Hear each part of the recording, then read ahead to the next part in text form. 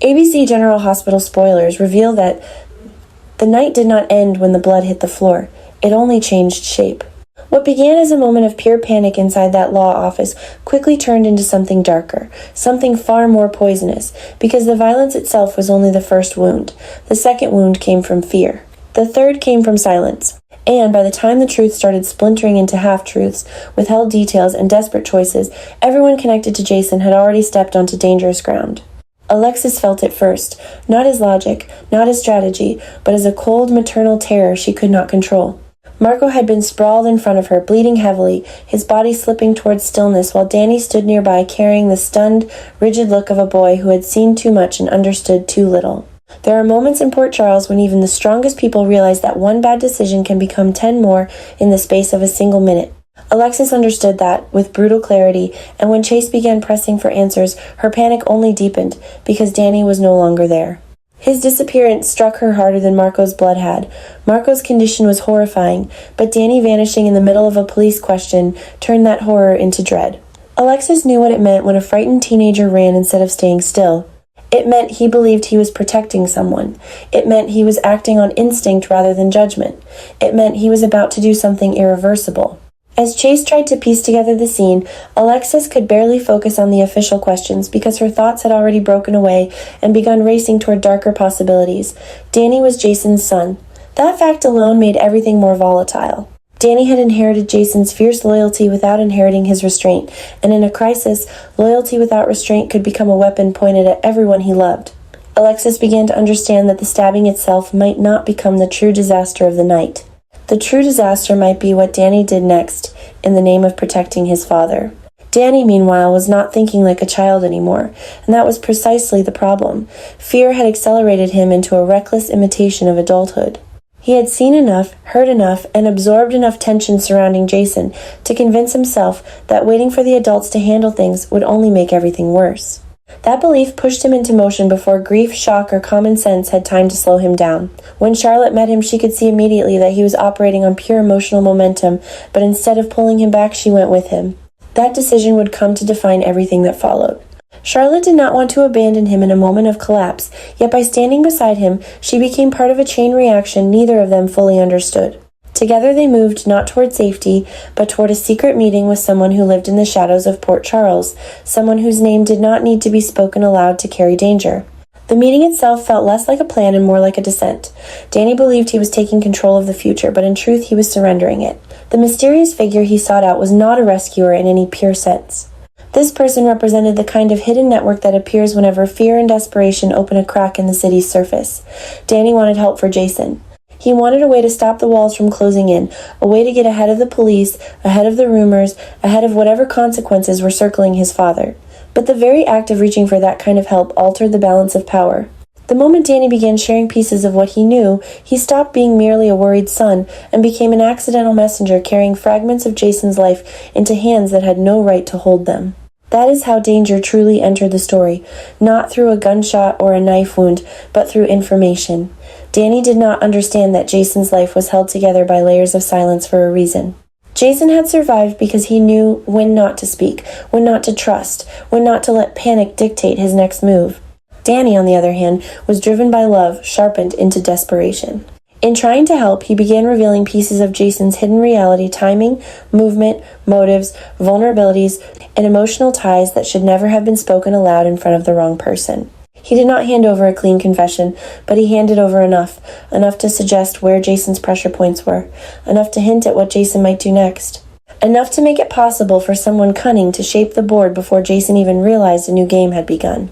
Charlotte sensed the danger before Danny did, but by then it was already too late. She could feel the meeting shifting, could feel that what Danny thought was an appeal for help had become something more compromising. For one brief moment, she seemed to understand the scale of what had just happened. Jason was no longer only threatened by legal trouble, by injury, or by the chaos already unfolding around him. He was now threatened by exposure from within, by the naive loyalty of the son who loved him too much to remain still. Charlotte's own silence after that realization became part of the tragedy.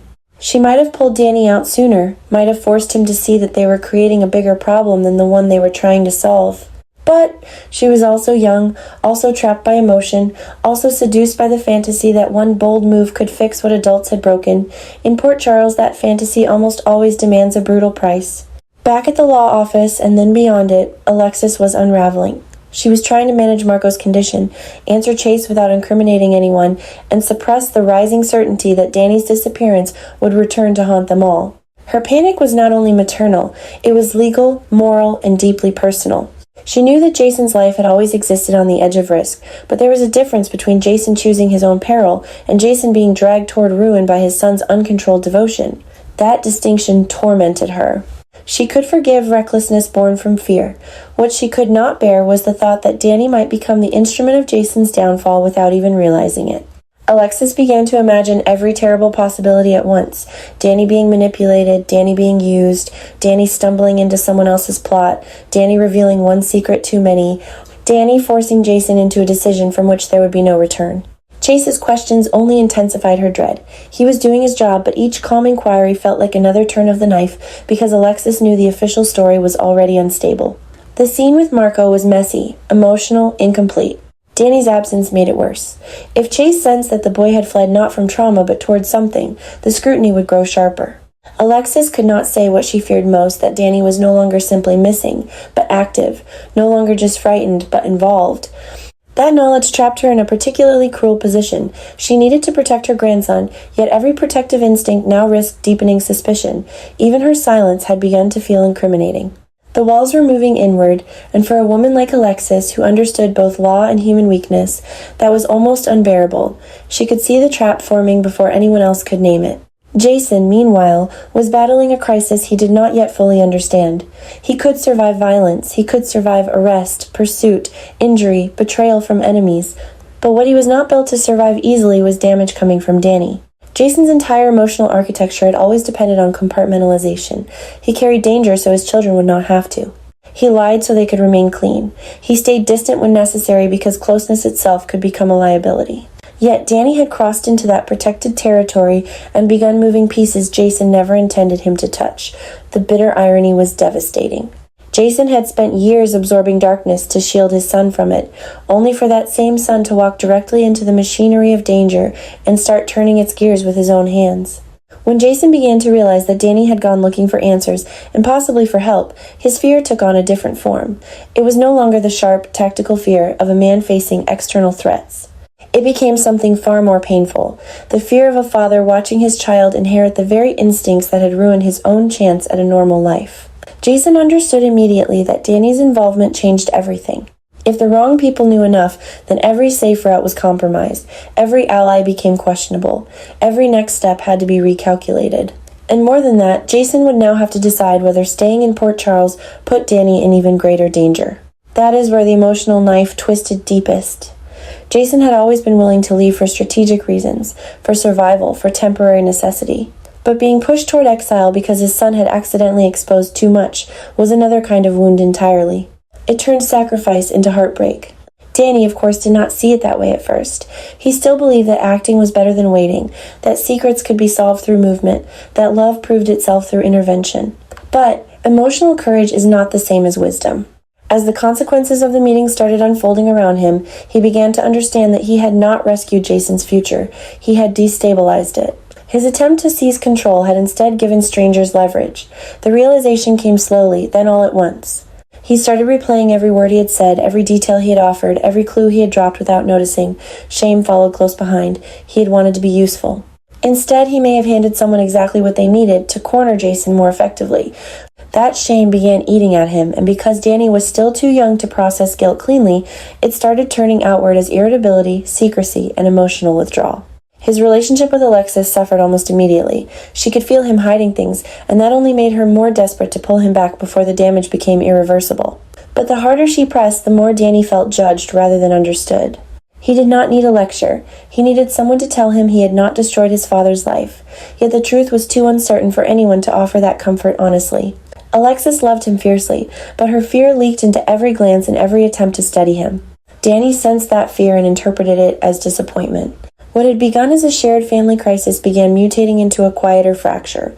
A boy drowning in guilt, a grandmother terrified of losing control, and a widening emotional gap neither knew how to cross. Charlotte, too, found herself carrying an unbearable share of the burden. She had not driven the plan, but she had gone along with it. She had watched Danny step closer to danger and had not stopped him. That choice placed her in a moral gray zone that Port Charles knows all too well. She was not innocent, but she was not malicious either. She was simply loyal at the worst possible moment. Yet loyalty can become complicity when fear takes the lead. Charlotte began to realize that if Jason was forced out of town, if law enforcement closed in harder, if hidden enemies made their move because of what Danny revealed, then she would have helped open the door. That realization made her quieter, more guarded, more emotionally brittle. It also tied her fate more tightly to Danny's because once two young people share a dangerous secret, they rarely emerge unchanged. The mysterious figure they met did not need to act immediately. In fact, the true menace lay in patience. Information is most dangerous when it sits in silence, waiting for the perfect moment to be used. Somewhere in Port Charles, a new threat was taking shape, not through direct assault, but through calculation. Jason's patterns, his emotional ties, his possible escape routes, his weak points where family overrode instinct, all of it now existed in someone else's mind. That meant Jason was no longer fighting only visible enemies. He was walking into a future already adjusted against him. The next ambush might not look like an ambush. The next betrayal might come disguised as assistance. The next push might not target Jason directly at all, but strike at the people he would sacrifice everything to protect. That is what makes Danny's mistake so devastating. He did not betray Jason out of malice. He betrayed him through love, through urgency, through the unbearable need to do something. In many ways, that is the cruelest form of betrayal, because no one can easily condemn it without also mourning it. Jason could rage at enemies, he could outmaneuver rivals, but how was he supposed to confront the fact that his son's devotion had become the reason Port Charles was no longer safe for him? How was Alexis supposed to protect Danny without crushing him under the truth of what he had done? How was Charlotte supposed to step back into ordinary life, knowing she had walked beside him, into a moment that may alter Jason's future forever? As pressure mounts, the possibility of Jason leaving Port Charles no longer feels like a dramatic fantasy. It feels like the grim logic of a man who sees the noose tightening and realizes that staying may only feed the forces gathering around him. But if Jason leaves now, he will not leave as a strategist in control of his fate. He will leave as a father responding to damage already set in motion by his own child. That distinction matters. It transforms departure from a tactical retreat into an emotional exile. Jason would not just be escaping danger. He would be absorbing it again, carrying the consequences of Danny's mistake so the boy would not have to be broken by them publicly. That is the kind of sacrifice that leaves scars even when it succeeds. And Port Charles, as always, will not remain still while this unfolds. Chase will keep asking questions. Alexis will keep fraying under the weight of what she knows and what she fears. Danny will keep slipping between guilt and defiance, wanting to undo what cannot be undone. Charlotte will keep guarding a secret that may eventually poison her from the inside. And Jason will keep calculating with that cold, painful clarity that makes him who he is, until he reaches the conclusion he has always dreaded most. That the only way to protect the people he loves may be to disappear before the truth finishes spreading. The tragedy here is not only that violence erupted or that blood was spilled. The tragedy is that one frightened choice led to another until love itself began generating destruction. Danny did not mean to endanger Jason. Alexis did not mean to lose control of the night. Charlotte did not mean to become part of something so consequential. Yet intention means very little once fear has created an opening for manipulation. Now every emotional fracture is widening at once, and the city is moving toward another reckoning built not just on crime, but on family, guilt, and the brutal cost of trying to protect someone the wrong way. If Jason is forced out of Port Charles, it will not be because his enemies defeated him outright. It will be because the people who loved him most stepped into the dark without understanding that the dark was already watching.